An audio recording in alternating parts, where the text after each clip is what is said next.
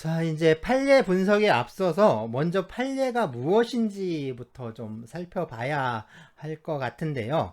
보통 법원에서 이 재판을 하고 판결을 했을 때 그 법원의 판결을 이 판례라고 많이 부르는데요. 또는 이제 판결을 적은 그 판결문을 판례라고 부르기도 합니다.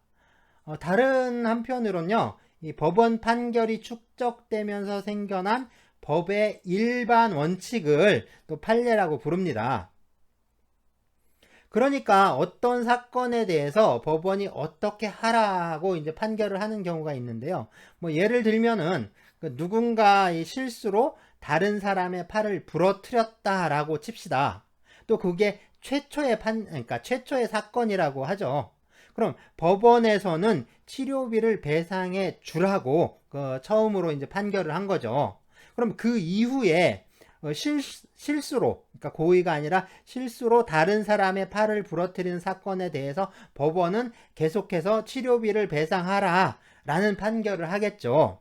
그러면 이러한 판결이 계속 쌓이다 보면, 그러니까 과실에 의해서 타인에게 상처를 입힌 사람은 치료비를 배상해야 한다 라는 원칙이 생겨나게 됩니다.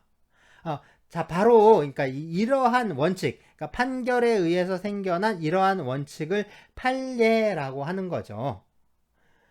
네, 그리고 이 판례가 법으로서 효력을 갖게 된 것이 그러니까 바로 영국의 커먼로입니다. 다시 말해서 영국의 커먼로는요, 이 그러니까 영국 법원의 판결이 축적돼서 생겨난 그 법적인 그 일반 원칙, 즉 판례가 하나의 법으로서 체계를 형성한 것이라고 할 수가 있습니다. 그러니까 판례법을 말하는 거죠. 네, 판례법을 이 보통법이라고 번역하는 경우가 많은데요. 전에는 일반법이라고 번역하는 사람도 있었죠. 근데 일반법은 제너럴로고요. 제너럴로. 이건 또 특별법, 그러니까 스페셜로에 대비되는 개념입니다. 그러니까 커먼로를 일반법이라고 번역하는 건 좀 그렇고요. 또 커먼로를 보통법이라고 번역하는 것도 딱히 그 좋은 번역은 아닌 것 같은데요. 왜냐하면 그 로마법의 이 유스 꼬뮌에도 번역해 보면 같은 뜻이거든요. 그러니까 이것과 좀 헷갈리겠죠. 그리고 또 이제 독일법이 발전하는 이게 독일법 발전 단계에도 보통법이 있습니다. 독일 보통법이라고 부르는데요. 이런 것들과 좀 혼동을 야기할 수가 있습니다. 그래서 대부분, 그러니까 지금은 그냥 common law라고 그냥 씁니다. 그래서 그냥 이렇게 common law 이렇게 써요. 그렇다면 이 판례가 어떻게 법이 되었는지, 또 법 체계상 판례의 위상은 또 어떻게 되는지, 뭐 이런 것들에 대해서 좀 알아봐야 하겠죠.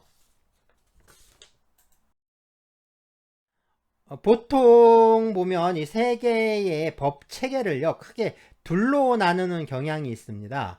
계통을 나누는 건데요. 법의 계통은요, 그러니까 역사적으로 로마법을 받아들였는가, 아니면 그 독자적으로 발전시킨 체계인가에 따라서 나누어지고 있습니다. 먼저 로마법을 받아들여서 기존에 있던 이 게르만법과 융합시켜 발전시킨 그 로마 게르만법 계통이 있고요. 그게 아니라 독자적인 재판 시스템에 따라서 법을 발전시켜 온 이 커먼로 계통이 있습니다. 네, 이 유럽 지도인데요. 구글 지도에서 캡처했습니다. 국내는 이 카카오 맵이 제일 나은 것 같고요.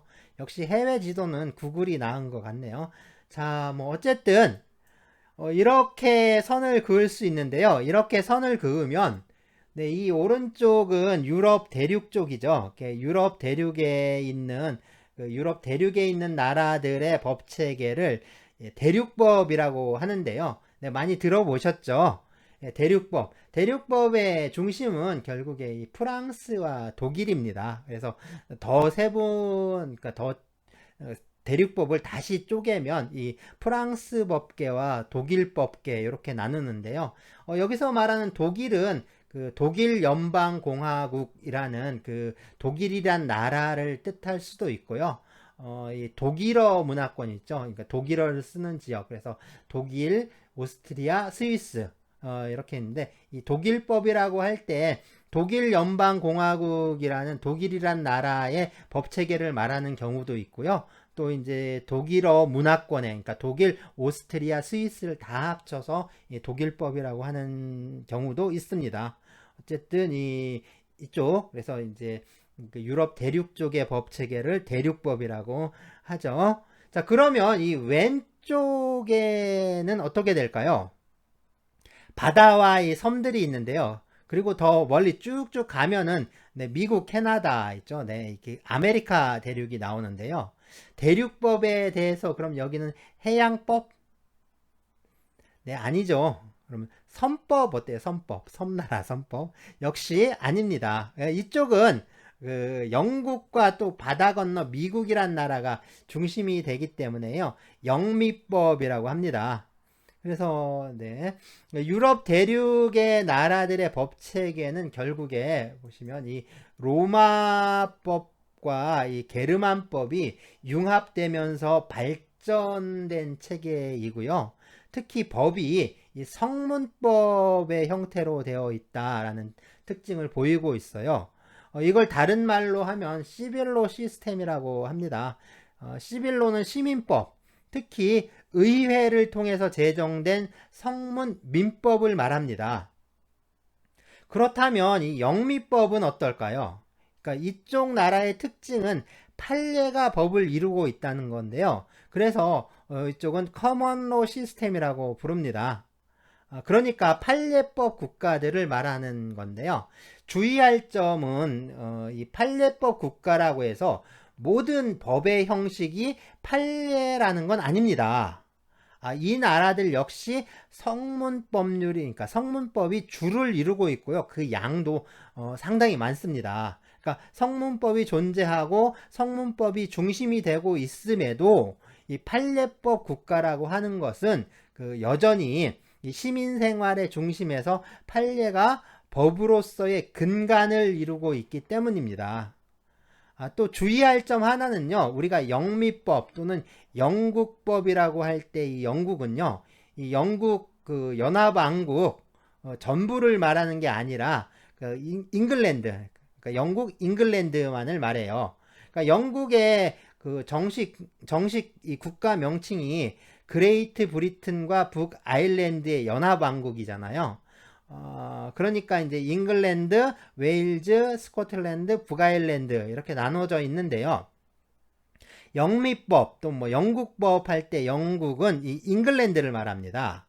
그러니까 그리고 이제 웨일즈는 그 잉글랜드와 좀 유사하죠. 그래서 웨일즈는 잉글랜드를 좀 따라가고요. 그런데 이제 스코틀랜드와 북아일랜드는 이 법 체계가 다릅니다. 그러니까 이 스코틀랜드와 아일랜드는 영미법이 아니라 대륙법으로 이해가 되는데요. 특히 이 스코틀랜드는 로마법 그리고 이 프랑스법의 영향을 많이 받았습니다. 이 영국법이라고 할 때 영국은요 또 잉글리시라고 안 하고 앵글로라고 합니다. 그래서 영미법 하면 앵글로 아메리칸 로 이렇게 말합니다.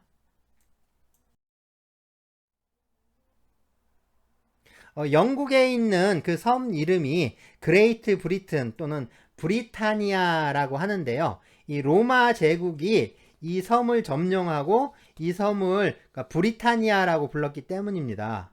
그리고 이제 로마 제국이 지배했던 그 중심지가 론도니움이죠. 론도니움. 그게 이제 지금의 론돈, 그러니까 런던이죠. 런던이 됩니다.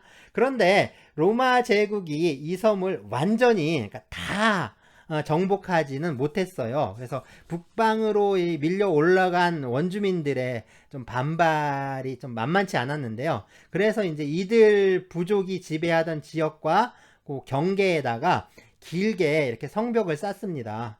그러니까 마치 이제 중국이 만리장성을 쌓듯이 길게 이제 성을 쌓은 거죠.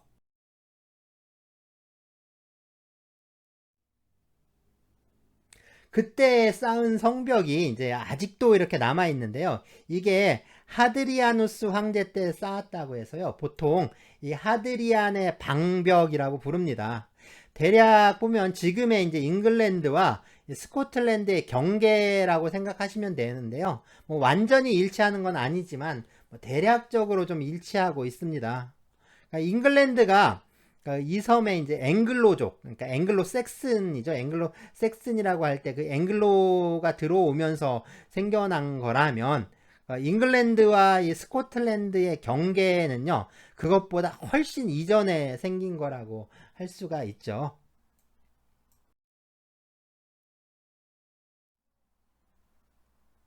로마의 건국 신화에 의하면 이 늑대의 젖을 먹고 자란 로뮬루스와 이 레무스 형제가 로마를 세웠다고 합니다. 네, 늑대의 젖을 먹고 자라다가 이 사람에게 발견돼서 사람의 손에 컸겠죠. 그러니까 이탈리아 화가인데요. 피에트로 베레티니가 이 17세기경에 그린 파울루스에 의해 거두어지는 로물루스와 레무스라는 그림인데요. 이처럼 사람에게 발견돼서 자란 형제가 이 로마를 건국하게 됩니다. 이탈리아 반도의 조그만 이제 도시국가에서 출발한 로마는요, 이탈리아 반도를 거쳐서 지중해 전역을 장악하게 되는데요. 이탈리아와 뭐 그리스, 소아시아, 뭐 중동, 북아프리카, 스페인이 있는 그 이베리아 반도, 그 다음에 지금의 프랑스, 그리고 이제 영국까지 이제 지배하는 대제국으로 성장을 하죠. 그래서 이 왕정과 공화국을 거쳐서요, 공화정을 거쳐서 제국으로 성장했는데 이 로마가 서기 395년에 이렇게 동로마와 서로마로 분열하게 됩니다. 그리고 이 서로마 제국은요, 476년에 이 게르만족의 침입으로 멸망하게 되고요. 동로마 제국은 그 후로도 거의 한 1000년간 번영을 하다가 1453년에 이 터키, 투르크라고도 하고요. 터키 말합니다. 이 터키 제국에게 멸망하게 되죠. 이 동로마 제국은 이 그리스와 터키 지역을 중심으로 해서 발전을 했는데요. 뭐 그리스의 헬레니즘 유산뿐만 아니라 로마 제국에서 발전한 법 체계를 이 유럽 대륙에 그 전해주는 역할을 하게 됩니다. 이 동로마 제국을 비잔틴 제국이라고도 불렀는데요. 뭐 이건 나중에 역사가들이 붙인 이름이고요. 자기들은 그냥 로마 제국이라고 불렀습니다. 그래서 지금도 보면요, 이 그리스 사람들 있죠. 그리스 사람들이 자기들을 말할 때 이 로마 사람이라고도 말해요.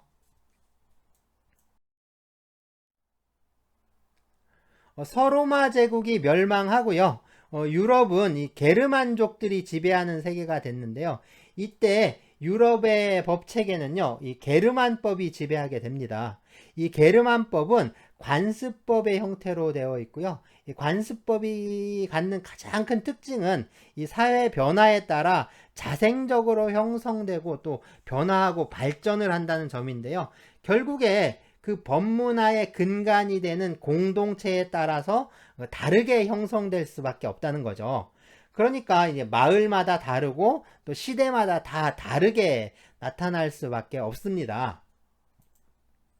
근데 이것에 비해서 이 동로마 제국이 지배하던 지역에서는 여전히 이 로마 제국의 법 체계였던 로마법의 지배 아래 있게 되는데요. 이 로마법은 성문법의 형태였고요. 게다가 이 6세기에 이 유스티니아누스 황제에 의해서 그 전에 한 1000년 동안 발전해온 로마법이 집대성이 됩니다. 이 동로마 제국은요, 이 1453년에 투르크, 그러니까 지금의 터키예요. 이 터키 제국이 그 수도인 이 콘스탄티노플을 점령하면서 멸망하게 됩니다. 그러니까 1000년 동안에 이 난공불락의 요새로 알려졌던 게 이 콘스탄티노플인데요. 이 콘스탄티노플은 그 터키 제국의 술탄이 끌고 온 그 어마어마한 대포에 그 참 잘 버텼거든요. 뭐 지금까지는 이 대포가 하도 커가지고 이제 집채만한 바위돌을 날리는데 대포를 한번 쏘면 그 열을 식히는데 하루가 걸렸다고 합니다. 그러니까 그런 이제 집채만한 바위돌을 날려대는 터키의 대포에 이 콘스탄티노플이 함락됐다라고 이렇게 알려졌는데요. 뭐 사실은 그렇지 않다고 합니다. 이 무시무시한 대포에도 이 성벽이 무너지는데도 잘 버텼다고 하는데요.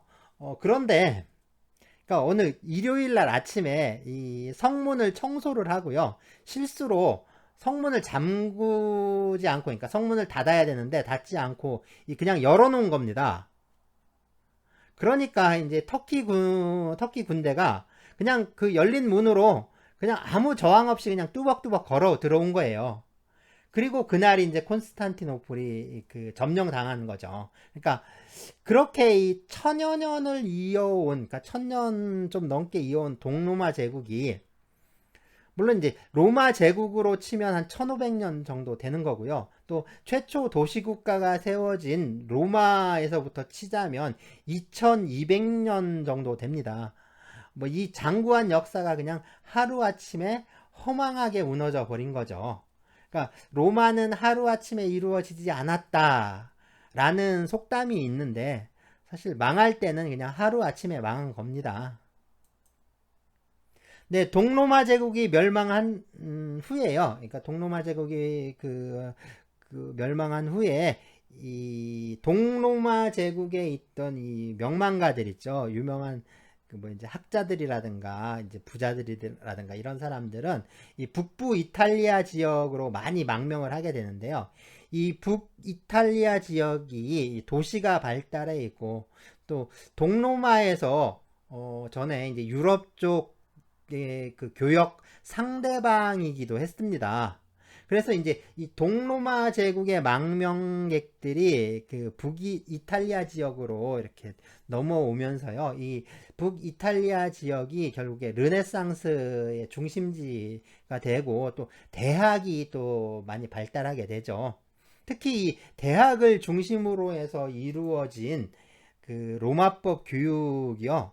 그 결국에 로마법을 유럽 대륙으로 빠르게 그 전파하는 역할을 해요. 여기서 특징적인 게 이 프랑스 있죠. 프랑스 지역에서는 이 로마법을 좀 선택적으로, 그러니까 선별적으로 필요한 것만 이렇게 받아들이게 되는데 이 독일 지역에서는 로마법을 전면적으로 받아들이게 됩니다. 그냥 거의 통째로 옮겨오는 수준이라고 할 수 있었는데요. 그 이유는 이 프랑스는 아주 일찍부터 왕권이 발달되어 있고요. 왕국 전체가 이 프랑스 국왕에 의해서 지배되는 이 단일한 국가 시스템을 갖추고 있었어요. 이제 그렇기 때문에 그러니까 일찍부터 중앙 집권화가 되어 있기 때문에 좀 선진화되고 발달한 로마법의 필요성이 덜했던 거죠. 그러니까 프랑스도 그 정도 이제 발달하고 있었던 거죠. 그런데 이 독일은 좀 달랐습니다. 당시의 독일은요, 네, 신성 로마 제국이었는데요. 그게 말로는 제국인데, 실상은 이 지도에서 보이는 것처럼요, 수많은 나라들로 이렇게 쪼개져 있었습니다. 저 이제 색깔이 다른 것들 있죠. 색깔이 다른 게 다 다른 나라를 뜻해요. 뭐 이 지도 역시 이제 초기 신성 로마 제국의 그때 지도고요. 곧바로 이제 이탈리아 지역은 떨어져 나갑니다. 그래서 이제 그 신성 로마 제국 하면은 그 독일 지역에 있었던 그 나라죠. 그러니까 그래서 이제 이 로마법이 이 신성 로마 제국으로 전파가 되는 거예요.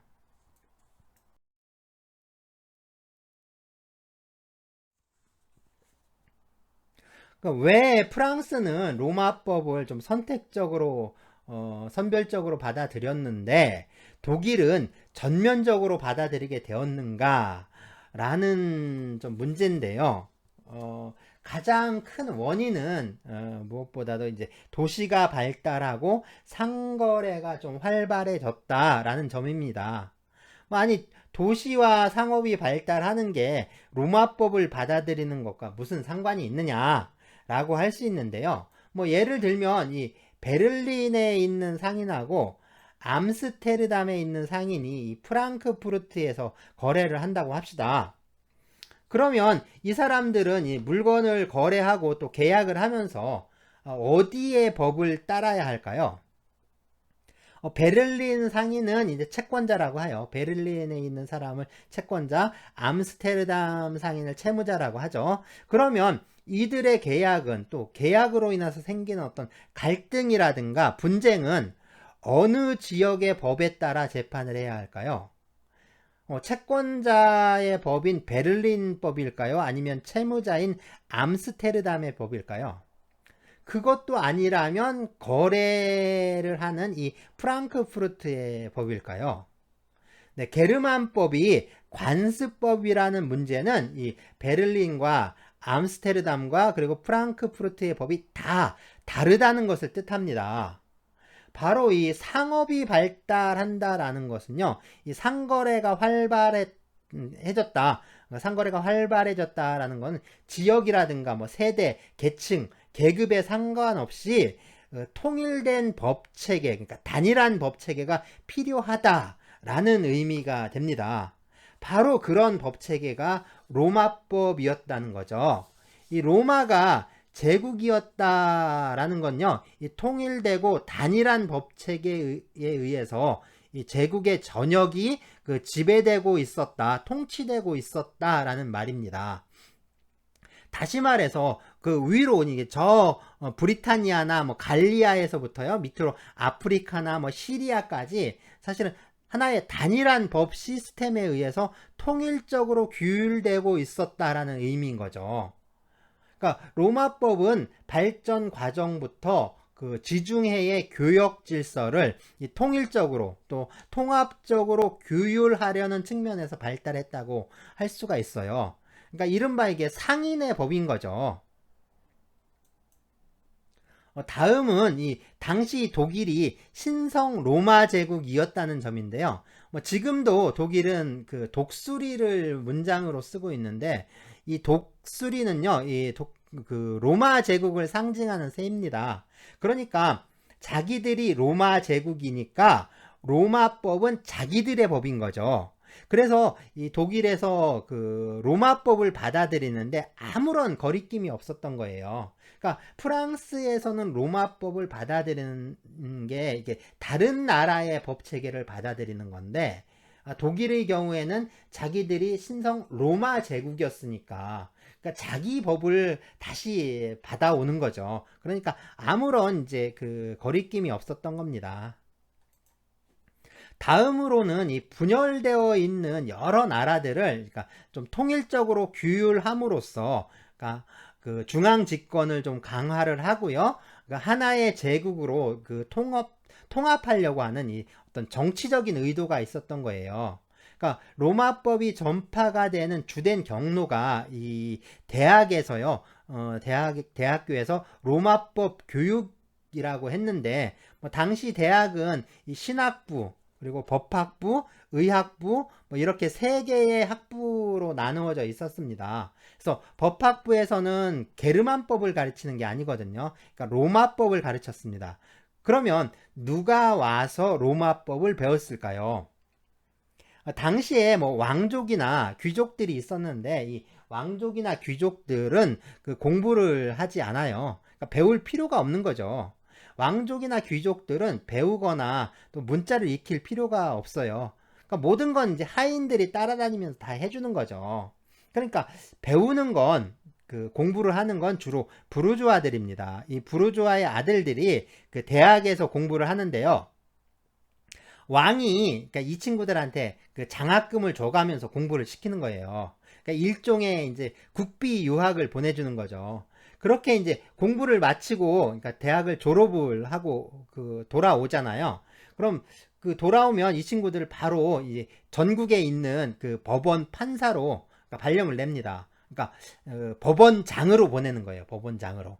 그러니까 당시에는 이 독일의 법원 체계가 이렇게 통일되어 있질 않았거든요. 그러니까 한마디로 막 중구난방이었습니다. 그러니까 법원이 같은 지역 내에서도 이렇게 막 여러 종류가 있었어요. 그래서 뭐 이제 민중법원이라고요. 그러니까 이제 그 지역 공동체에서 운영하는 법원이 있는데요. 이건 게르만 관습법에 의해서 재판이 이루어집니다. 또 이제 그 봉건 영주가 설치한 영주의 법원이 있어요. 그리고 이제 마지막으로 그러니까 황제죠. 이제 황제가 설치한 황제의 법원, 요거를 이제 제실법원이라고 하는데, 이 제실법원이 있었습니다.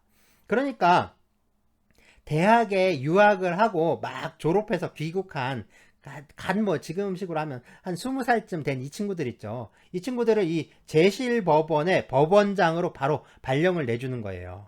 그러면 이 친구들이 법원에 가서 어떻게 재판을 했을까요?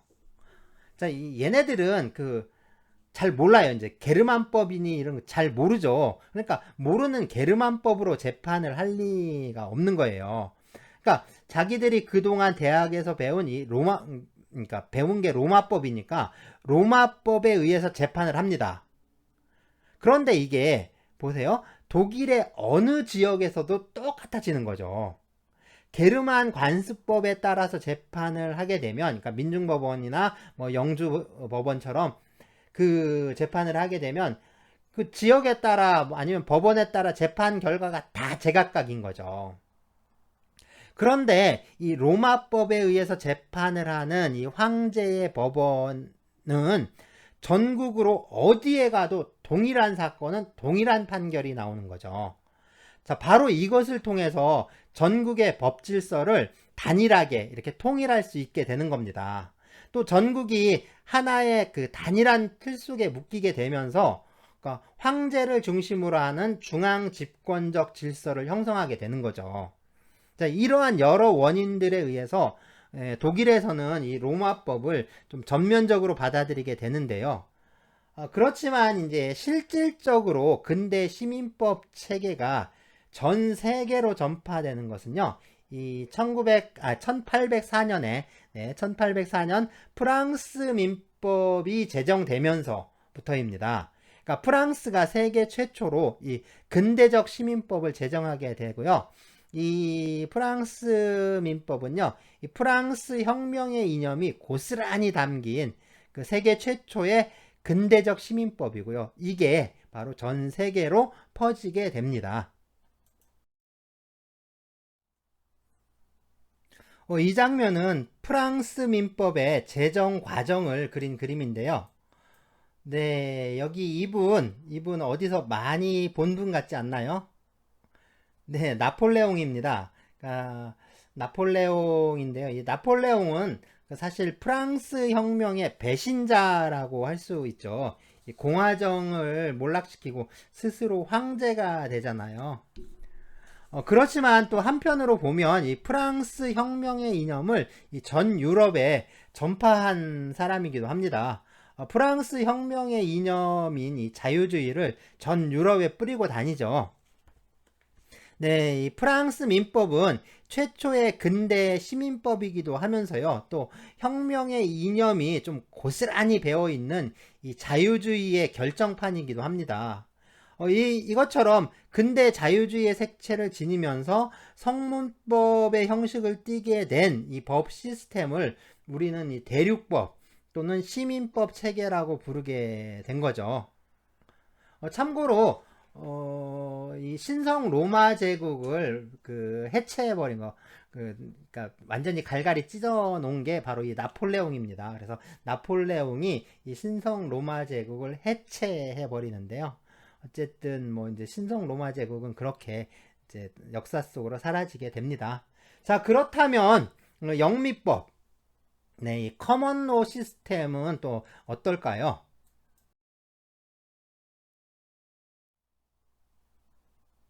로마 시대 이후에 이 영국에는요, 이 앵글로 섹슨족이 건너와 살게 되었는데요.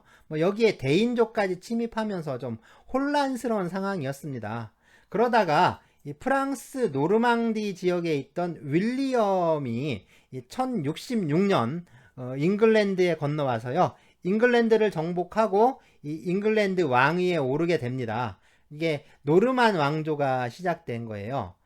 이후로 영국은 이 노르만 왕조의 어떤 독특한 재판 제도가 발달하면서 오늘날에 이르게 된 거라고 할 수 있습니다. 그러니까 영국의 판례법의 역사는 이 1000년에 가까운 거라고 할 수 있는 거죠. 미국법 역시 그 뿌리는 이 영국의 판례법에 있는 거고요. 그러니까 독자적인 재판 시스템과 여기에서 발달해 온 이제 판례법이 있으니까 로마법의 영향을 받지 않게 된 겁니다. 그러니까 로마법이 비집고 들어갈 틈이 없었다라고 할 수 있는 거죠. 네, 이 사람이 잉글랜드를 정복하고 이 노르만 왕국을 열게 한 윌리엄 1세인데요. 보통 이제 정복자 윌리엄이라고 불리고 있습니다. 그런데요, 이제 우리나라 사람들도 보면 이 영국이나 미국의 판례법이나 그러니까 영미 판례법 또는 이 법화 교육에서 그 영국이나 미국의 케이스 스터디를 좀 따라가야 한다라고 주장하는 사람들이 좀 있었는데요.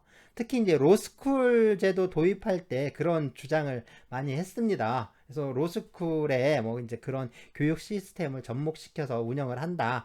그랬는데 말짱황이고요. 그렇게 하는데 지금 하나도 없습니다. 지금 보면 이 영미 쪽이 그러니까 영국이나 미국이 지금 그럴 수 있는 거는 저 이제 1000년의 역사가 있기 때문에 그렇게 할 수 있는 거죠. 근데 독일이 로마법을 개수한 게 15세기, 16세기 일이고요. 프랑스가 근대 시민법을 제정한 게 1804년입니다. 그런데 우리가 민법을 제정한 게 1960년이죠. 더군다나 우리는 이 조선시대에 있었던 전통법, 그러니까 옛날 법하고 완전히 단절을 하고 그 서양법을 받아들였는데 이 서양법을 받아들인 게 100년 정도밖에 안 되는 거죠. 그러니까 이 100년 정도밖에 안 되면서 1000년을 따라가겠다는 건 어떻게 보면 그 망상인 거죠. 그러니까 로스쿨 교육이 지금 엉망이 되는 게 다 이유가 있는 거겠죠.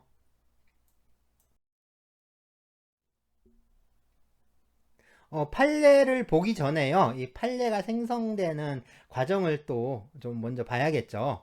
보통 이 판결, 결정, 명령, 요거를 재판의 형식이라고 합니다. 그러니까 재판의 형식에는 판결, 결정, 명령이 있는 거죠. 특히 이 판결과 결정을 재판을 끝낸다는 의미로요. 이 종국 재판이라고 하는데요. 판결과 결정은요, 이 실체 관계를 다루는지 아니면 형식적인 절차에 관한 다툼인지 또 반드시 그 변론 절차를 열어서 변론을 들어야 하는지에 따라서 나누게 됩니다.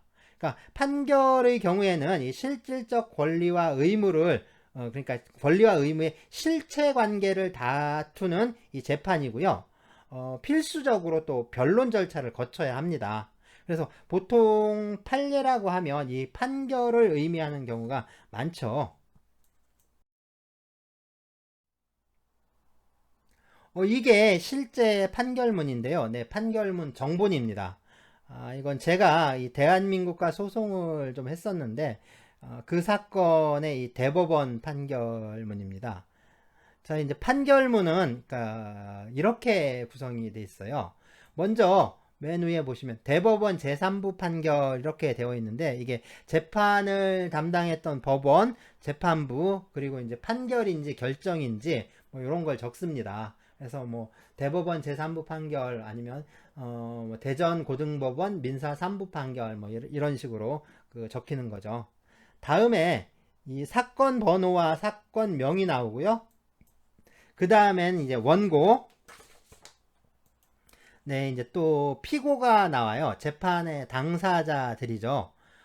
변호사를 선임하면 이 로펌이면 그 로펌 이름과 담당 변호사를 적고요. 뭐 개인 사무소로 이제 개업한 변호사 있죠. 이 경우에는 그냥 변호사만 나옵니다. 네, 저는 뭐 변호사를 선임하지 않았고요. 피고는 네, 변호사를 선임했는데 1심에서는 2명, 뭐 항소심에 4명, 그리고 상고심은 1명이 맡았습니다. 네, 이 사건은 상고심이라 이 원심 판결에 판례 번호가 이렇게 표시가 되고요. 그리고 이제 판결을 선고한 내용, 예, 주문이죠. 주문이 나오고요. 이어서 판결에 대한 이유가 나옵니다. 통상적으로 이제 1심 사건이라면 원고가 청구하는 이 청구 취지를 이 주문과, 그러니까 주문 다음에, 그러니까 주문과 이유 사이에 적어주고요. 항소심이라면 항소 취지와 또 청구 취지를 적어줍니다. 네, 그리고 이제 판결 이유가 끝나면 이 판결을 선고한 날짜를 적고요. 마지막으로 재판부를 구성했던 이 법관들이 이름을 쓰고 날인을 하게 됩니다. 예, 서명 날인하는 거죠. 자, 판결문은 이렇게 되어 있고요. 다음은 그러니까 우리가 흔하게 볼 수 있는 판결문, 그러니까 판례를 한번 볼까요? 대법원 종합법률정보에서 판례 검색을 하면 판례 화면으로 이제 이렇게 뜨게 되는데요. 대체로 판결문과 같습니다. 뭐 차이라고 한다면 원 판결문에 없는 내용들이 몇 개 좀 추가되어 있다는 점인데요. 먼저 이 판시사항이 나와요. 이 판시사항은 이 판례가 다루고 있는 쟁점이라고 할 수가 있습니다. 다음은요, 이 판결 요지인데요. 이 판시 사항의 구체적인 내용이라고 할 수 있죠. 다음으로 이제 참조 조문 나오고요. 그 다음에 참조 판례가 이렇게 나옵니다. 이 참조 조문과 참조 판례는요, 그 판결을 작성할 때 그 참조한 법조문하고 판례의 번호를 기재하는 겁니다. 그런데 이 판시 사항이나 판결 요지, 뭐 참조 조문, 참조 판례는요, 이 원 판결문에는 없었잖아요. 이거는 이제 판결을 한 법관들이 작성하는 게 아니라 대법원에 이 판례 조사위원들이 있는데 이 판례 조사위원들이 작성을 합니다. 자, 여기 이렇게 이제 판례 번호가 나오는데요. 네, 좀 크게 볼까요? 크게 보면 대법원 2020년 5월 28일 선고 2020-202371 판결. 네, 그리고 아래에 보시면 건물 명도 인도 하고요. 2020 하 1252 뭐 이렇게 나오잖아요. 자, 여기서 이 건물명도 인도 이거는 사건명입니다. 그런데 이 사건명은 뭐 그렇게 중요하지 않아요. 이건 그 1심에서, 그러니까 재판을 처음 그 시작할 때 그 소송을 제기할 때 원고가 붙이는 겁니다. 그래서 그렇게 이제 중요하지 않고요. 그리고 이제 2020 하 1252 이렇게 나오는데 이건 판례의 출처입니다. 그러니까 이 판례가 법원 공보 어디에 실려 있다라는 뜻인데요. 뭐 인터넷이 지금 상당히 발달한 시대니까 뭐 요즘 시대에는 이건 별로 중요하지 않고요. 중요한 건 그 윗줄에 있는 것들이죠. 예, 대법원 2020년 5월 28일 선고 2020-202371 판결. 이게 판례 번호라고 해서 이게 좀 중요합니다. 이 판례 번호는요, 판결을 선고한 법원과 판결 선고일자 그리고 사건 번호로 구성되어 있는데요. 대법원 몇 년 몇 월 며칠 선고 무슨 판결 이렇게 되어 있는데요. 이것처럼 판결은 날짜를 쓰고요. 선고라고 하고요. 결정의 경우에는 선고 대신에 몇 년 몇 월 며칠자 이렇게 합니다. 그러니까 그 판결은 그 몇 년 몇 월, 그러니까 대법원 뭐 몇 년 몇 월 며칠 선고 무슨 판결 이렇게 하고요. 그 다음에 결정의 경우에는 대법원 몇 년 몇 월 며칠자 무슨 결정 뭐 이렇게 하고 있습니다. 그리고 그 뒤에 있는 게 뭐 2020-202371 이렇게 있었잖아요. 이거는 사건 번호입니다. 이 사건 번호는 보시면 그 앞에 2020 있었죠. 이 사건 번호에서 2020은 석인 연수, 그러니까 네 자리 또는 이제 두 자리도 있었는데요. 서기 연수는 1999년까지는 두 자리를 썼고요. 2000년부터는 네 자리를 씁니다. 그러니까 그 법원에 이 사건이 제기된 연도를 의미해요. 이 석인 연수와 그 다음에 한글로 표시된 사건별 부호 문자 있었고요. 그리고 사건의 진행 번호 뭐 이렇게 구성되어 있습니다.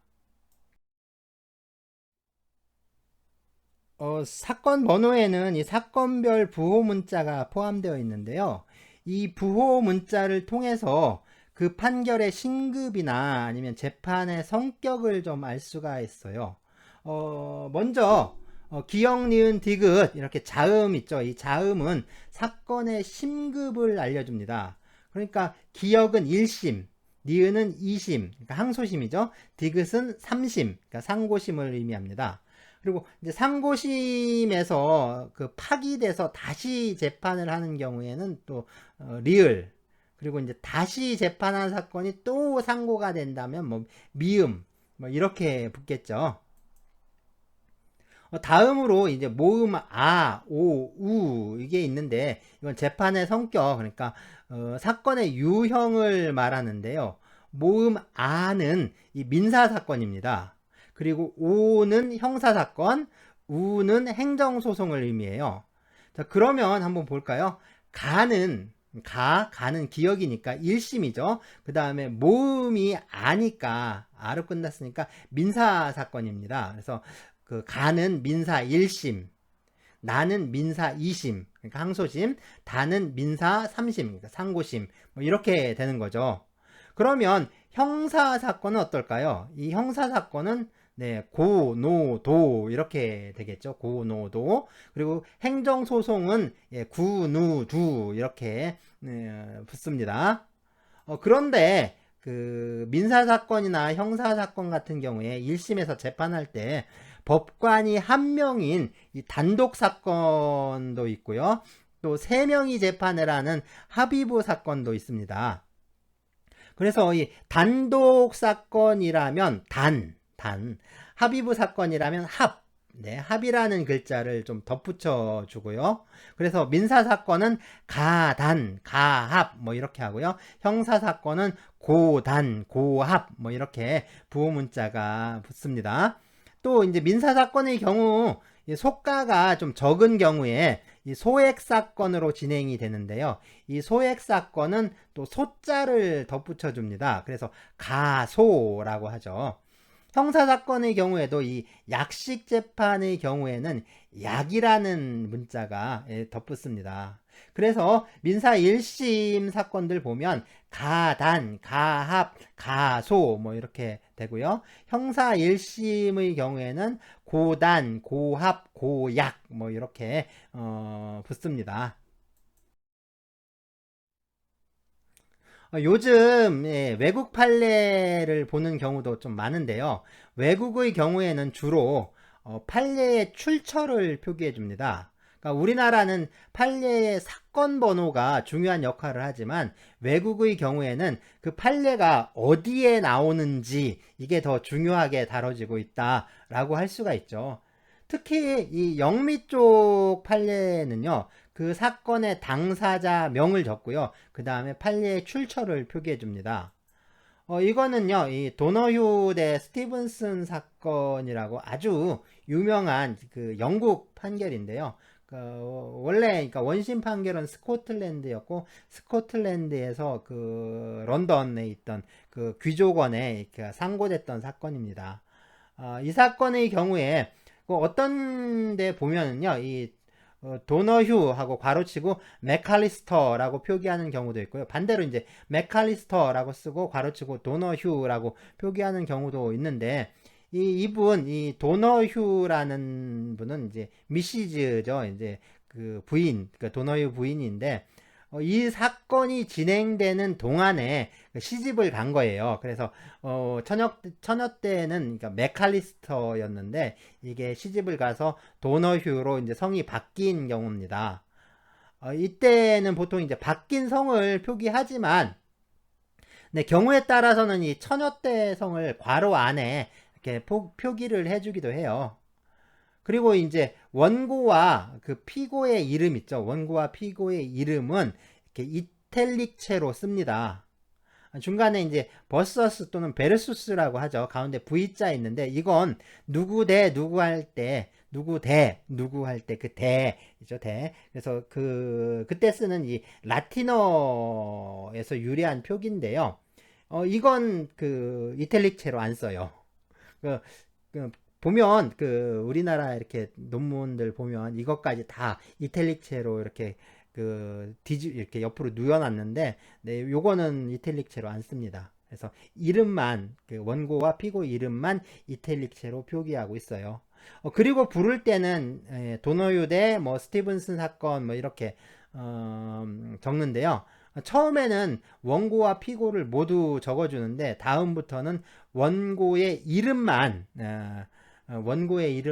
적어서 이제 사건을 표기합니다. 그러니까 도너휴 이렇게 쓰고 이탈릭체로 쓰는 거죠. 이탈릭체로 쓰면 이 사건을 말하는 거죠.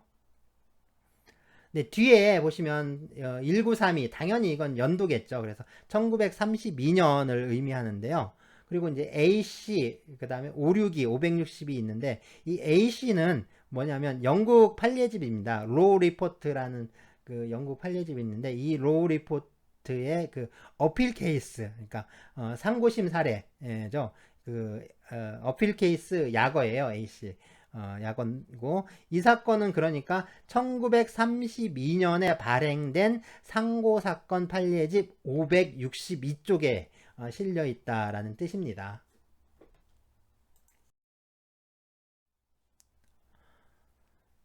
자, 이제 그렇다면 구체적으로 판결에 이르게 되는 구조, 다시 말해서 이 법이 적용되는 구조에 대한 건데요.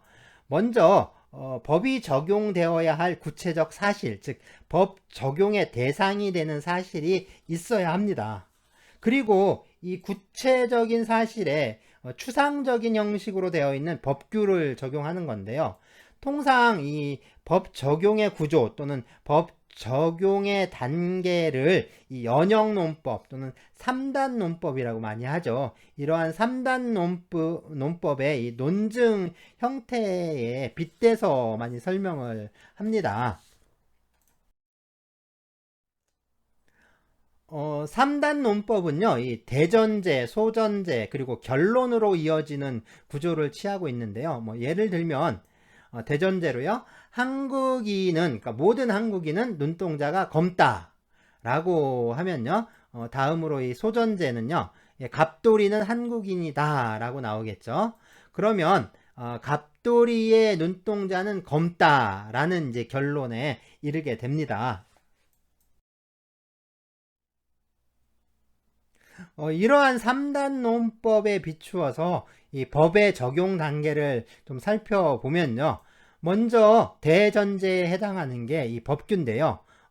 물론 추상적이죠. 그래서 도둑질하면 처벌받는다라고 좀 적어놨는데 적을 수 있는 칸이 좀 적어서 좀 간략하게 줄여 적은 거고요. 정확하게 표현하면 타인의 재물을 절취한 자는 6년 이하의 징역 또는 1천만 원 이하의 벌금에 처한다. 네, 이렇게 되어 있습니다. 네, 타인의 재물을 절취한 자는 6년 이하의 징역 또는 1천만 원 이하의 벌금에 처한다. 좀 형량이 좀 센 편이죠. 다음에 이 소전제에 해당하는 게 이 구체적인 사실입니다. 그래서 만드기는 도둑질을 했다. 다시 말해서 타인의 재물을 절취했다라는 거죠. 그러면 네, 법을 적용하는 건데요. 만드기는 6년 이하의 징역형에 처해진다. 뭐 이렇게 되는 거죠. 그럼 먼저 대전제, 소전제, 즉 이제 법규와 사실의 뭐 구조적 차이점을 좀 살펴봐야 할 것 같은데요. 먼저 법규는 무엇을 하면 어찌어찌 된다, 어찌어찌 한다 라는 형태로 되어 있습니다. 뭐 방금 본 절도죄를 볼까요? 타인의 재물을 절취한 자는 이라고 했잖아요. 이 말을 만약에 다른 사람의 물건을 훔치면 그죠? 뭐 이런 뜻이 있는 거죠. 자, 이런 것처럼 이런 것을 법률 요건 또는 구성 요건이라고 하고요. 그냥 줄여서 간단하게 그냥 요건이라고 합니다. 그래서 타인의 재물을 절취한 자는 6년 이하의 징역에 처한다.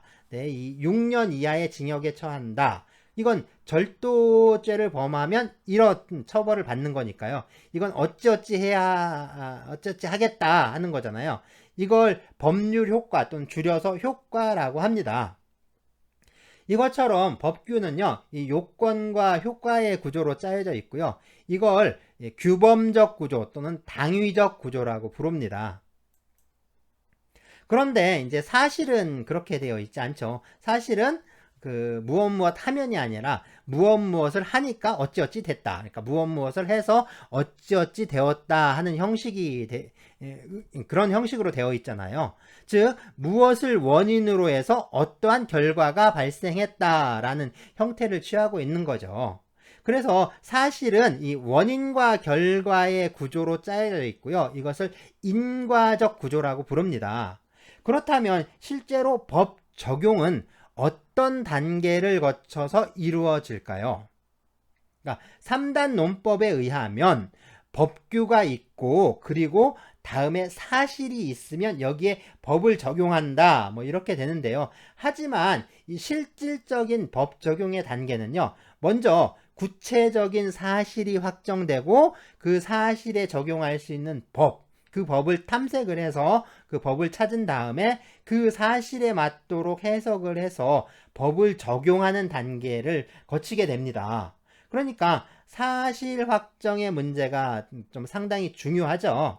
네. 그래서 사실을 확정하고 법을 발견하고 법을 해석해서 법을 적용하는 뭐 이런 단계인데요. 어쨌든 이 사실 확정부터 상당히 중요한데 이 사실 확정의 문제는 다음 시간에 다루기로 하고요. 먼저 이 법 발견과 법 해석의 문제를 보도록 하겠습니다. 법 발견이란 건요. 그 구체적인 사실에 적용할 법규를 좀 탐색하는 작업이라고 할 수 있습니다. 예를 들어서 누군가 도둑질을 했다면 이 사람의 절도 행위에 적용할 법 규정이 무엇인가 그걸 찾는 작업이라고 할 수가 있죠. 그러니까 도둑질과 절도죄 같은 경우에 뭐 무척 이제 좀 쉽게 연결이 되지만 모든 이제 법률 문제가 그렇게 간단한 건 아닙니다. 또 이제 법을 발견했다라고 해서 곧바로 그 적용할 수 있는 것도 아닌데요. 이 법을 발견한 후에는 그 법을 해석하는 작업을 거치게 됩니다. 그러니까 이 법 해석은요. 이 추상적으로 되어 있는 이 법규의 내용을 그러니까 사실에 적용할 수 있도록 좀 명확하게 하는 작업을 말하는데요. 그렇다면 이 법 해석은 좀 어떻게 이루어질까요? 먼저 이 법 해석은요, 이 유권 해석과 무권 해석이 있는데요. 이 유권 해석은 말 뜻대로 권한이 있는 기관, 그러니까 국가기관이겠죠. 법에 대해서 권한이 있는 국가기관에서 이루어지는 해석을 유권 해석이라고 합니다. 보통 이 국가기관을 우리가 삼권 분립에 따라서 입법부, 행정부, 또 사법부로 나누잖아요. 그래서 이제 법 해석 역시 입법부에서 하는 입법 해석, 행정부에서 하는 행정 해석, 그리고 사법부가 하는 사법 해석. 네, 뭐 이런 것들이 있어요. 이런 것들이 있는데, 판례가 그 영미법에서는 법으로 취급되고 있지만, 대륙법 계열에서는, 그러니까 우리 같은 대륙법 계통에서는 판례는 법이 아니라고 합니다. 판례는 법이 아니에요. 그럼 판례는 법이 아니라 뭐냐? 하면 이 판례는 법이 아니라 법에 대한 해석인 거죠. 그러니까 성문법이 있고 그 성문법을 해석한 게 판례라는 겁니다. 그래서 사법부에서 하는 사법 해석이 바로 이 판례라는 거예요. 네, 다음으로 이 무권 해석이 있는데 이 무권 해석은 권한이 없는 해석입니다. 물론 이제 법에 대한 해석이야 뭐 누구나 할 수 있겠지만 뭐 그 누구나 하는 해석이 그 뭐 의미가 있는 건 아니죠. 그러니까 적어도 좀 그 해석으로서 의미가 있으려면 좀 전문가들이 해야겠죠. 그래서 이 무권 해석은 비록 권한은 없지만 권한은 없지만 해석에 대한 어떤 전문적 스킬이 있는 사람들이 하는 해석이라고 할 수 있죠. 그러니까 그 학자들에 의해서 이루어지는 해석을 말해요. 그러니까 학자들이 학문 연구를 위해서 하는 법 해석을 이제 말하는데, 그러니까 이제 학자들이 하니까 학리 해석이라고도 부릅니다. 이제 해석의 방법에 따라 해석을 분류하는 건데요. 자, 이제 법 해석에는 어떤 방법들이 있는지 좀 보겠습니다. 먼저 물리 해석 또는 문헌 해석이라고 하는데요. 이 법 조문이 언어로 되어 있으니까, 말로 되어 있으니까 그 말뜻 그대로 해석하는 방법입니다. 이게 가장 기본적인 해석이라고 할 수 있어요. 그래서 도둑질을 하면 절도죄로 처벌이 되죠. 처벌이 되는데, 이게 야간에, 그러니까 밤이죠. 야간에 주거에 침입해서 절도를 하게 되면 이 야간 주거 침입 절도죄가 돼서요. 이게 10년 이하의 징역에 처해지게 됩니다. 아까 일반 절도죄는 6년이었는데 이건 10년 이하니까 일반 절도죄보다 훨씬 무겁게 처벌이 되는 거죠. 그러면 이 야간은 언제일까요? 네, 학생들한테, 그러니까 야간이 언제입니까? 이렇게 물어보면요. 밤인데요. 그럼 밤은 언제죠? 낮이 아닌 때죠. 뭐 그래요. 그러면 네, 이제, 낮은 언제인가요? 그러면 이제 주간입니다. 그래요. 주간은 언제요? 야간이 아닌 때죠. 그럼 야간은 언제죠? 네, 밤입니다. 이렇게 예, 이런 식으로 대답하기도 하는데요. 네, 네, 야간은 언제일까요? 야간. 그러니까 이제 밤은 언제냐는 거죠. 밤. 같은 말이죠. 이제 밤은 언제니까. 우리는 이제 밤과 낮을 나누는 기준이 뭐 몇 시부터 몇 시까지. 그러니까 몇 시부터 몇 시까지는 낮이고 그 몇 시부터 뭐 몇 시까지는 밤. 뭐 이렇게 나누지는 않죠. 낮과 밤을 나누는 기준은요. 그죠? 이게 뭘까요? 네, 바로 이제 그 해죠, 해. 태양. 그러니까 해가 떠서 해가 질 때까지를 낮이라고 하고요. 해가 져서 다음날 해가 뜰 때까지를 밤이라고 하죠. 그러니까 야간은 해가 져서 해가 질 때까지, 다시 말해서 일몰에서 일출까지를 야간이라고 합니다. 자, 이렇게 해석하는 게 물리 해석 또는 문헌 해석이고요. 자, 다음은 이 논리 해석 또는 논리 체계적 해석이라고 하는데요. 법이라는 게 전체적으로 보면 하나의 큰 시스템을 형성하고 있잖아요. 그러니까 이 시스템에 맞게, 다시 말해서 법 체계의 논리에 맞도록 해석하는 방법을 논리 해석 또는 논리 체계적 해석이라고 합니다. 그리고 이 목적론적 해석이 있는데요. 이거는 그 법규가 만들어진 목적이 무엇인가 이걸 따져서 그 목적에 맞게 해석을 하는 작업입니다. 목적론적 해석은요. 먼저 그 법을 만든 입법자들이, 그러니까 법을 만드는 사람들을 입법자라고 해요. 이 입법자들이 어떤 의도로 그 법을 만들었는지, 네, 이거를 살펴서 법을 해석하는 방법이고요. 이거하고 다르게 좀 그 사회가 좀 변화 발전했는데, 그래서 이제 입법자 의사에 따라 해석하는 게 좀 시대적으로 맞지 않게 되는 경우가 있죠. 그러니까 오래 지나면 좀 안 맞는 경우가 많잖아요. 그래서 그러면 그런 경우에는 그 시대에는 그 법이 어떠한 목적이어야 하는가, 이런 걸 이제 따져서 그 해석하는 방법이 있습니다. 이걸 법률 의사라고 해요. 자, 이제 그 해석의 기술에 대한 건데요. 먼저 이 확장 해석과 축소 해석이 있습니다. 그러니까 말뜻 그대로 이제 확장 해석은 좀 넓게 해석하는 거고요. 축소 해석은 좁혀서 해석하는 방법입니다. 뭐 예를 한번 들어볼까요? 그래서 한국의 곰에게는, 그러니까 한국 곰에게 하루에 3끼 식사를 제공해야 한다. 뭐 그렇지만 뭐 다른 곰은 2끼만 제공할 수 있다. 뭐 이런 이제 그 규정이 있다라고 합시다. 뭐 동물원 규정이라고 하고요. 뭐 이런 규정이 있다라고 한번 해봅시다. 자, 그러면 한국곰이냐 아니냐에 따라서 이제 두 끼를 먹느냐 세 끼를 먹느냐가 결정이 되겠죠. 자, 그럼 우리나라에서 태어나서 자란 어떤 토종 반달 가슴곰이 있다라고 해요. 이 친구는 한국곰이니까 하루에 세 끼 식사를 좀 제공을 받겠죠. 자, 이게 바로 이제 문헌 해석의 방법입니다. 바로 일반적인 문헌 해석의 방법이고요. 그런데 이제 아메리칸 불곰이 있어요. 이제 미국에서 한국으로 이민을 왔다고 합시다. 그럼 이 친구는 한국곰일까요? 아닐까요? 자, 한국곰을 지금 한국에 사는 곰으로 해석하면 이 친구도 한국곰이 되잖아요. 그런데 태생이나 태생이나 혈통은 미국 곰이지만 지금 한국에 살고 있으니까 한국곰이다. 뭐 이렇게 해석할 수가 있는 거죠.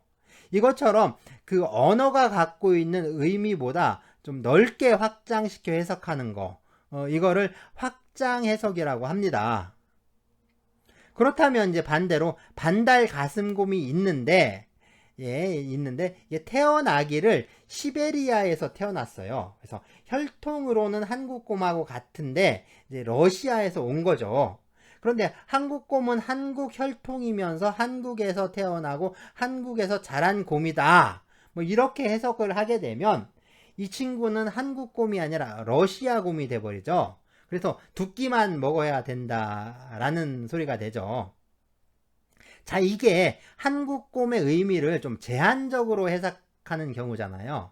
자, 이런 거를 축소 해석이라고 합니다.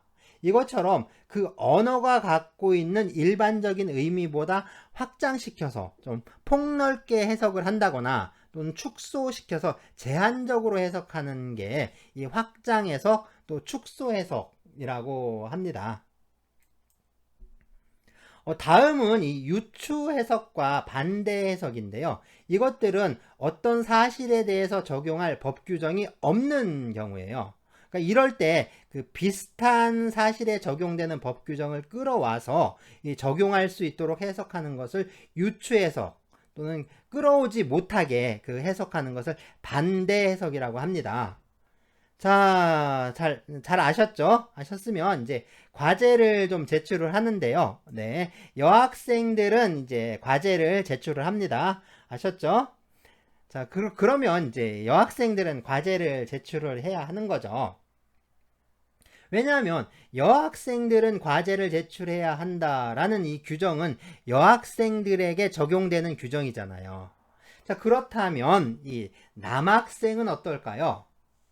남학생은 과제를 제출해야 하는 걸까요? 아니면 제출하지 않아도 되는 걸까요?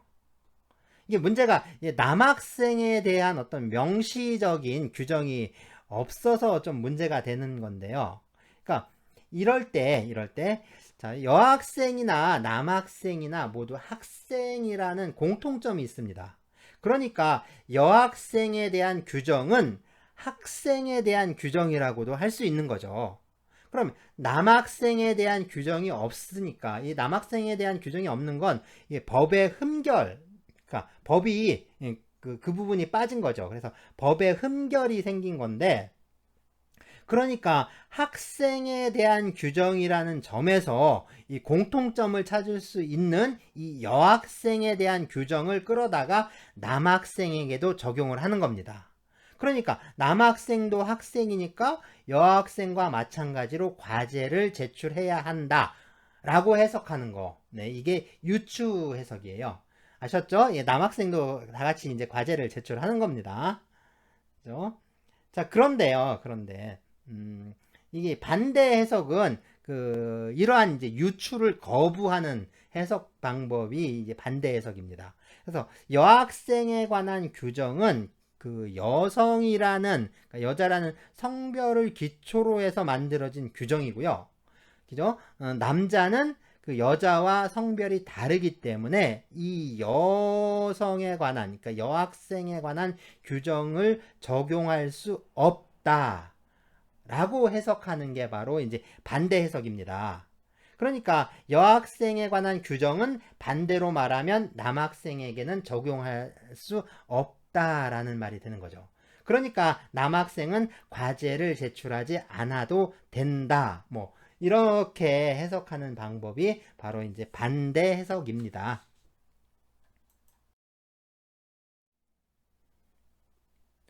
법을 적용하려면 먼저 적용할 수 있는 법을 발견을 하고요. 그 법규의 내용을 명확하게 하는 해석 작업을 거쳐야 하는데요. 문제는 이 구체적 사실관계에 적용할 법 규정이 없는 경우입니다. 근데 이런 때는 참 어떻게 해야 할까요? 난감하겠죠. 법 규정이 없다. 법 규정이 없네. 난 재판 못해. 네, 법관이 뭐 이렇게 재판 못해. 난 재판 안 할래. 라고 할 수가 있을까요? 네, 실제로 그렇게도 합니다. 자, 이렇게 법관이 그 사실에 적용할 법 규정이 없을 때 재판을 거부하는 것. 이것을 논리케라고 하는데요. 그러니까 법관이 어떤 사건을 다루고 있는지에 따라서 그 사건의 유형에 따라서 좀 다르게 취급이 됩니다. 먼저 이 국제법 사건 있죠. 즉 국제 재판에서는 이 논리케가 원칙입니다. 그러니까 다시 말해서 재판에 적용할 규정이 없다면 네, 더 이상 재판을 하면 안 되는 거죠. 딱 거기서 멈춰야 합니다. 그러니까 왜 그럴까요? 그러니까 국제 재판은요, 이 국가 간의 분쟁을 재판으로 해결하기 위한 거죠. 그런데 이 국가 간의 분쟁이 발생했을 때 이 확실하게 해결하는 방법이 있죠. 바로 이제 전쟁입니다. 국제 재판은 이 전쟁을 피하기 위해서 분쟁을 좀 평화적으로 해결하기 위해 하는 건데요. 그런데 만약에 재판에 적용할 법 규정이 없는데 재판을 강행한다. 근데 이건 무슨 의미일까요?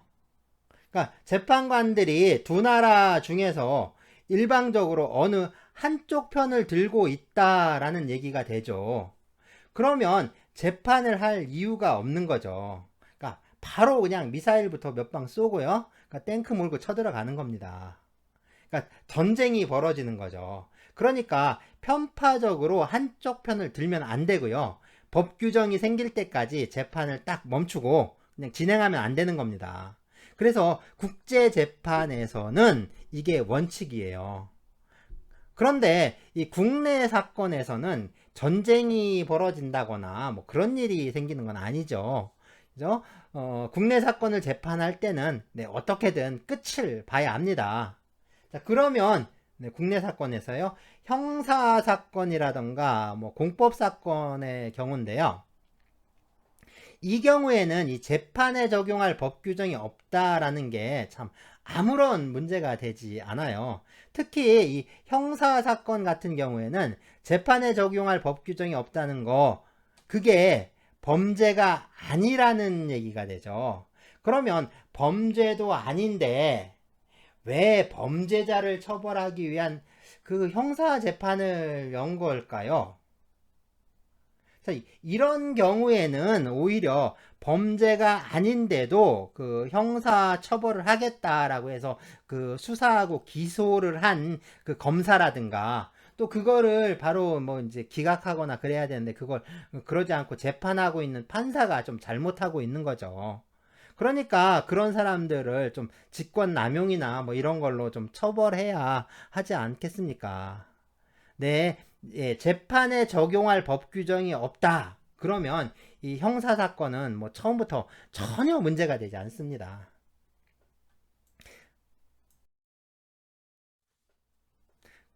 그렇다면은 이제 민사사건인데요.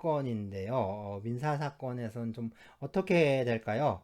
민사사건에서 재판에 적용할 법 규정이 없을 때, 어쨌든 재판을 좀 끝내야 합니다. 결론을 내려긴 내려야 되는데, 참 이 골치 아프죠.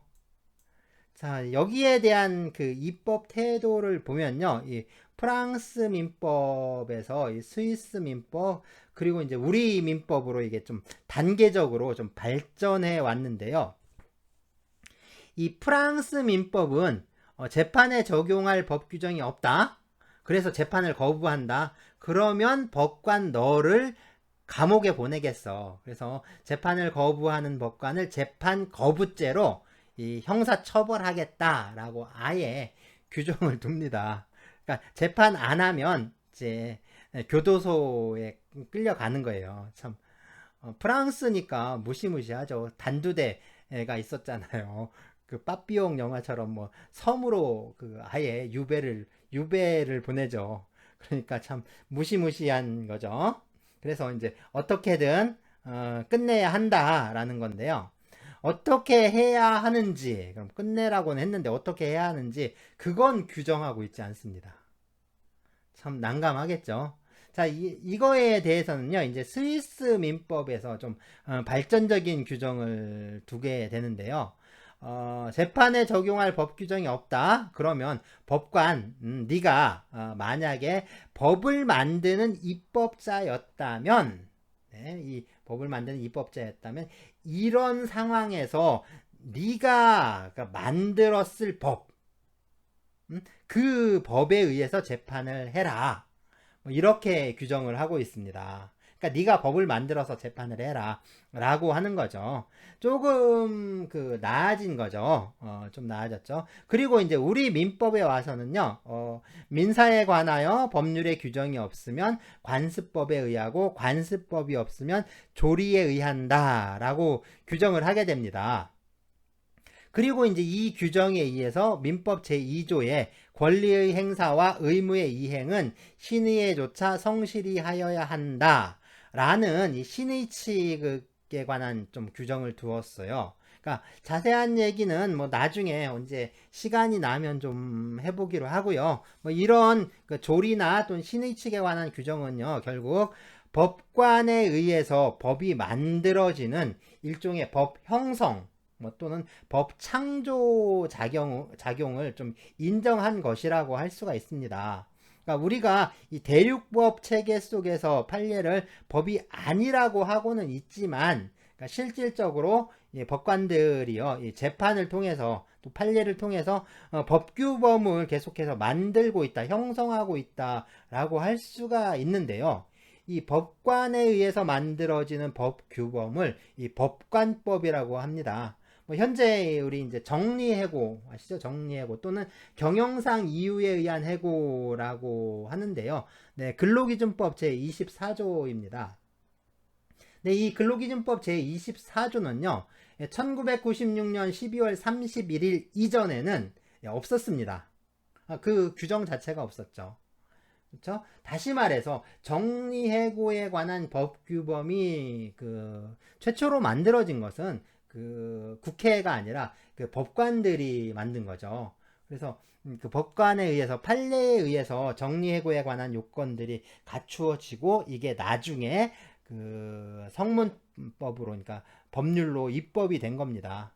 뭐 지금의 조문으로 하면요, 이 근로기준법 제 23조 그렇죠? 정당한 이유 있는데 이 정당한 이유를 해석을 하면서 이 정리해고에 관한 규범을 좀 창조해 낸 것이다 라고 할 수가 있습니다. 그래서 판례는 우리가 법이 아니라고 하지만 판례의 이런 작용을 그러니까 부인할 수는 없는 거죠. 그래서 전면적으로 부인할 수는 없습니다. 자, 그렇다면 이 법관은 재판에 적용할 법규범을 어떻게 발견할 것인가 하는 문제인데요. 우리가 법이란 무엇인가, 그러니까 다시 말해서 이게 법이 뭐냐라고 묻는 거 있죠. 이렇게 질문을 하는 거는 법의 개념 정의에 관한 물음이라고 할 수가 있고요. 이 법원의 문제는 그러니까 무엇이 법인가라는 질문이 됩니다. 그래서 이걸 법원이라고 하는데요. 결국에 이 법관이 재판에 적용하기 위해서 법을 발견해야 하는 문제가 이 법원의 문제라고 할 수가 있습니다. 이 법원요, 법원, 이 법의 소스를 말해요. 그러니까 독일어로는 레시츠크블레라고 하는데요. 영어로는 소스 오브 로라고 하고요. 그러니까 법의 소스, 그러니까 법의 근원인 거죠. 그러니까 물이 흘러갈 때 그 물이 솟아나는 샘 같은 거라고 좀 생각을 할 수가 있습니다. 그래서 이 근원 원자를 쓰는 건데요. 이 법원이라는 말은요, 이렇게 법의 연원이라는 말을 줄인 겁니다. 그러니까 연원은 못, 연못 연자에 또 이제 근원 원자를 쓰고 있잖아요. 그러니까 영어로 소스라고 한다고 했는데, 그리고 독일어는 레시츠크벨레라고 한다고 했죠. 이 크벨레가 그 샘이라는 뜻입니다. 샘. 그러니까 법의 샘, 법이 솟아나는 샘, 그러니까 법의 연못이라는 뜻이 되는 거죠.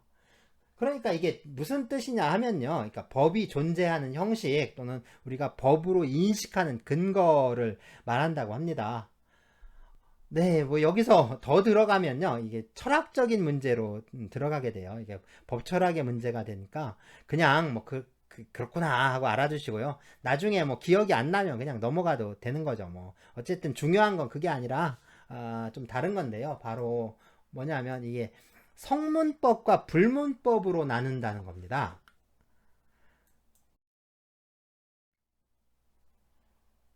네, 이제 먼저 성문법인데요. 이 성문법은 이 유스 스크립툼이라는 말을 번역한 겁니다. 이 스크립툼은 이 스크립트 있죠? 즉 문서라는 뜻인데요. 이 유스가 또 법이란 뜻이에요. 법이란 뜻이니까 문서로 이루어진 법이라는 뜻이 되는 거죠. 이 성문법이라는 말은 이 유스 스크립툼을 이렇게 말뜻대로 번역한 거라고 할 수 있습니다. 그러니까 말뜻 그대로 번역을 한 건데 그런데요, 뭐 여기서 문서로 되어 있느냐, 뭐 아니냐 이런 건 별로 그렇게 중요하지 않아요. 문서로 되어 있는지 아닌지 이런 건 중요한 게 아니고요. 성문법은 제정법, 다시 말해서 법을 제정할 권한이 있는 기관에서 만든 법이라는 거죠. 법을 제정할 수 있는 권한이 있는 기관, 그게 이제 바로 입법 기관이에요. 그래서 법을 만드는 자들을 이제 입법자라고 하는 거죠. 그러니까 성문법은 이 입법자가 의도적으로 또 인위적으로 만든 법이라는 겁니다. 그러니까 만든 법이라는 거예요. 만든 법을 말하는 거죠. 네, 이 성문법은요. 그래서 헌법, 법률, 명령 규칙, 또 자치법규 뭐 이렇게 이제 등급을 좀 나누어서 분류를 하고 있습니다. 네, 다음은 불문법인데요. 이 불문법 역시 유스논 스크립툼, 그러니까 문서로 되어 있지 않은 법이란 뜻이죠. 이 유스논 스크립툼을 번역한 말인데요.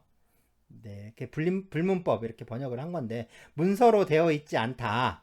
그러니까 성문법이 만든 법이니까, 그죠? 그러면 불문법은 안 만든 법이 되는 건가요? 그렇죠. 이제 안 만든 법. 그런데요, 이제 법을 안 만들었는데 아무도 안 만든 법이 존재할 수 있을까요? 안 만들었으면 없는 거잖아요. 없으면 어떻게 존재를 하는 걸까요? 그러니까 이 불문법은 안 만든 법이 아니라, 그죠? 누군가 의도적으로 만든 것이 아니라 사회가 변화하고 발전하면서 자연스럽게 형성되는, 그러니까 이른바 그 만들어진 법이라는 겁니다. 자, 문서냐 아니냐가 아니라 이게 중요한 거예요. 그래서 의도적으로 만든 거냐 아니면 자연스럽게 만들어진 거냐. 이게 바로 이제 성문법과 불문법입니다. 그래서 이 불문법에는 관습법과 조리 그리고 판례가 거론되고 있는데요. 관습법은 관습이 법으로서 효력을 갖는 걸 말하고요. 네, 판례에 대해서는 계속 얘기를 했죠. 그런데 이 조리는 뭘까요? 조리 역시 원래 우리 말이 아니라 그 어떤 서양 말을 좀 번역한 것이라고 할 수 있는데요.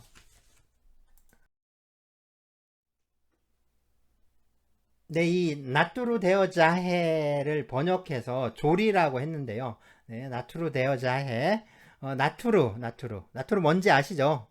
네, 아이스크림이잖아요. 아이스크림 좀 비쌉니다. 그래서 내가 사 먹기에는 좀 부담이 되고 남이 사줄 때 얼른 한번 골라 먹어보고 싶은 뭐 그런 아이스크림이죠. 네, 뜻은요. 뜻은 그러니까 그 자연, 그러니까 영어로 하면 nature란 뜻입니다. 그래서 이게 영어로 번역을 하면 나뚜루 네이처니까요. 그래서 나뚜루 되어 자해 하면 nature of things가 돼요. 그래서 우리말로 번역을 한다면 이렇게 이제 사물의 본성이라고 번역을 하는데요. 이걸 사물의 본성이라고도 하고요. 또 조리라고도 합니다. 이게 뭐냐면요. 그러니까 그 법칙들을 말해요. 법칙. 연력학 법칙이니 에너지 보전 법칙이니 뭐 그런 거 있잖아요.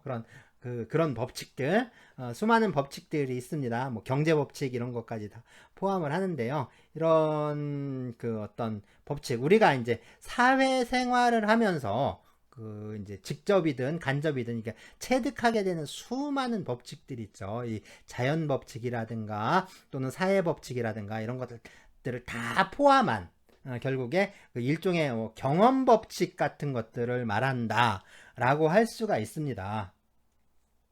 그런데 이런 게 이게 법이냐, 그래서 조리가 법이냐 아니냐 이게 논란이 참 많이 되는데요. 우리 민법은요, 제1조에서 민사에 관하여 법률의 규정이 없으면 관습법에 의하고 관습법이 없으면 조리에 의한다라고 해서요. 이 조리의 법원성을 인정하고 있습니다. 네, 이 조리와 이제 관련이 있는 게 이 민법 제2조의 좀 신의 성실의 원칙인데요. 이게 신의 성실의 원칙하고 좀 밀접한 관련이 좀 있습니다. 네, 우리 민법 제2조 제1항은요. 권리의 행사와 의무의 이행은 신의에 조차 성실히 하여야 한다라고 규정하고 있습니다. 이거를 그러니까 신의 성실의 원칙, 줄여서 그냥 신의칙이라고 합니다.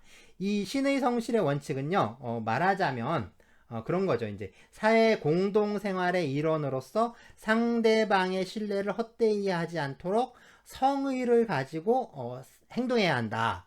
뭐 그런 걸 의미한다라고 해요. 뭐 다시 말하자면 뭐 이제 계약 관계 같이 좀 일정한 관계 있죠. 그러니까 일정한 법률 관계에 있는 사람들이요. 서로 상대방의 신뢰에 어긋나지 않도록 좀 성실하게 행동해라 하는 그런 원칙을 말하는 건데요. 그런데 이런 원칙은 좀 법이라기보다는 좀 도덕률에 해당한다라고 할 수 있죠. 그래서 신의 측은 윤리적 또는 도덕적 평가를 어떤 법적 가치 판단의 내용으로 좀 도입한 것이다라고 할 수가 있습니다. 네, 이 신의 칙과 같이요, 이런 건 어느 경우에나 좀 두루두루 적용할 수 있게 되는데, 이것처럼, 떤 경우에든 뭐 두루두루 적용할 수 있는 규정을 일반 규정 또는 뭐 일반 원칙이라고 하는데요. 이 신의 칙은 민법에 규정을 두고 있지만, 네, 민사관계뿐만 아니라 다른 모든 법률관계까지 좀 원칙으로 인정받고 있습니다. 그런데 이 신의 칙을 좀 법 규범으로 파악을 하려면 사실은 이게 그 도덕률이잖아요. 도덕 법칙인데 이게 이제 법 규범으로 이해를 하려면 먼저 이제 조리의 법원성이 인정되어야 합니다. 그래서 신의 칙에 의한 법관의 어떤 법 형성 작용이 인정 되는 것이라고 할 수가 있는데요. 물론 이 조리의 법원성이나 또는 신의 측의 법 규범으로서의 성질, 그리고 이제 법관의 법 형성 권한, 이게 이제 그것 모두 다 인정하는 게 판례의 태도이기도 합니다. 그런데 뭐 이제 다 그런 건 아니고요. 반대하는 견해도 있죠. 여기서 중요한 건 이 세 가지 문제가 서로 논리적으로 또 연관이 돼 있고요. 연결이 돼 있기 때문에 모두 인정을 하거나 아니면 모두 부정을 할 수밖에 없다라는 거예요. 그러니까 하나는 인정하고 하나는 뭐 부정하고 이렇게 할 수가 없고 인정하려면 모두 인정해야 되고 부정하려면 모두 부정을 하는 수밖에 없습니다. 그런데 네, 이 논의 자체가 좀 너무 추상적이라서 꼭 이제 뜬구름 잡는 얘기처럼 들리잖아요. 그러니까 이제 뭐 그냥 뭐 그렇구나 하고 알아만 두시고요. 뭐 자세한 거는 실제 사례를 다루면서 뭐 이제 파헤쳐 보기로 하고요. 이제 사례를 다루면서 좀 기본적으로 알고 있어야 하는 어떤 재판 절차에 기초적인 사항들 있죠. 그러니까 그거 몇 가지만 좀 더 하고 예, 끝내도록 하겠습니다. 먼저 판결이 어떻게 이루어지는지부터 좀 볼 텐데요. 판결이란 게 결국 그 원고가 소송을 제기하면서 요청한 어떤 청구 취지 있죠. 그 청구 취지에 따라 이루어지게 됩니다. 그래서 원고의 청구 취지를 받아들이느냐 아니면 배척하느냐 하는 문제인데요. 먼저 원고의 청구를 법원이 받아들이는 경우입니다. 이걸 그 인용이라고 하는데요. 법원이 판결을 하면서 원고의 청구 취지대로 그 주문을 작성을 하게 됩니다. 물론 원고의 청구를 전부 받아들이는 경우가 있고요. 또 일부만 받아들이는 경우도 있죠. 그래서 원고의 청구를 전부 받아들이면 전부 인용, 그러니까 일부만 받아들이면 일부 인용이라고 합니다. 네, 법원이 이 원고의 청구를 받아들이지 않고요. 그럼 이유 없어, 이유 없다라고 해서 배척하는 것을 이제 기각이라고 합니다. 그래서 주문은 원고의 청구를 기각한다라고 이렇게 적습니다. 그러니까 법원에서 이제 원고의 청구를 일부만 인용하는 경우가 있는데 이때는 그 인용하지 않은 부분 있죠. 이 부분은 역시 기각된 것이라고 그러니까 해야 합니다. 자, 그리고 이제 원고의 소재기나 아니면 항소, 상고 이런 게 좀 절차적이고 좀 형식적인 측면에서 그 요건을 갖추지 못했을 때, 그러니까 형식적 요건을 갖추지 못했을 때는요, 그 내용을 그 처음부터 보지도 않아요. 그러니까 형식을 갖추지 못했다라고 하면 내용을 아예 보지도 않고 검토하지도 않고요, 곧바로 부적법하다라고 해서 소송을 종료시켜 버리는데 이것을 각하라고 합니다. 다시 말해서 내용은 보지도 않고 그냥 형식을 갖추지 못했다라고 해서 그냥 물리쳐 버리는 거죠. 그거를 각하라고 하는 겁니다. 자, 다음으로는 그 법원 판단에 좀 불복하는 경우인데요. 먼저 1심 판결에 불복해서 상급 법원에 다시 재판을 신청하는 거. 그것을 항소라고 합니다. 그리고 네, 항소심에 불복해서 대법원에 하는 걸 또 상고라고 하죠. 그러니까 항소나 상고는 모두 판결을 한 법원을 통해서 해야 합니다. 그러니까 항소심 법원이나 그 대법원에 항소장이나 상고장을 제출하는 게 아니고요. 이 항소장은 1심 판결을 한 1심 법원에, 그 상고장은 그러니까 항소심 판결을 한 이 항소심 법원에 내야 합니다. 자, 판결에 불복하는 게 항소, 상고라고 하면요, 이 결정이나 명령에 불복하는 것을 항고, 그리고 또 다시 항고하는 것을 재항고라고 합니다.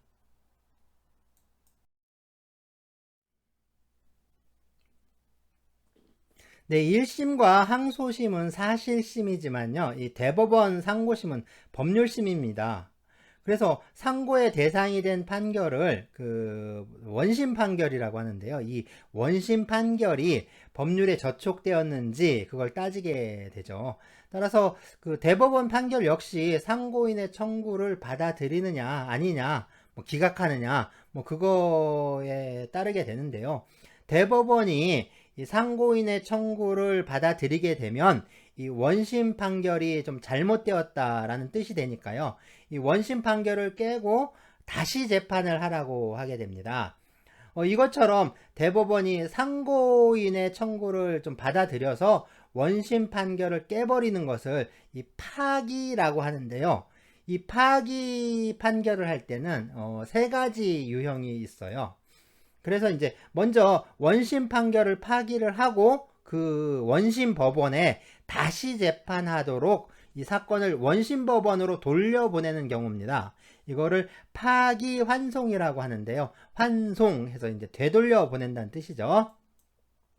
다음으로는 이 원심 법원이 아니라 원심과 그 동급인 이 다른 법원으로 보내서 다시 재판하도록 하는 경우인데요. 이것을 파기 이송이라고 합니다.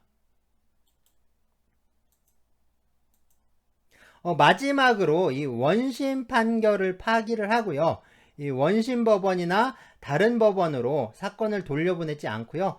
대법원에서 좀 스스로 판단해서 판결하는 경우가 있는데 이것을 파기 자판이라고 합니다.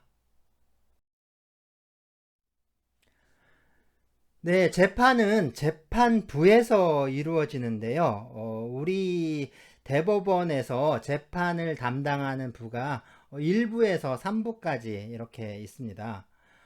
그런데 이 부가 아니라 대법관 전원이 모여서 이 재판을 하는 게 있죠. 이 전원 합의체라고 하는데요.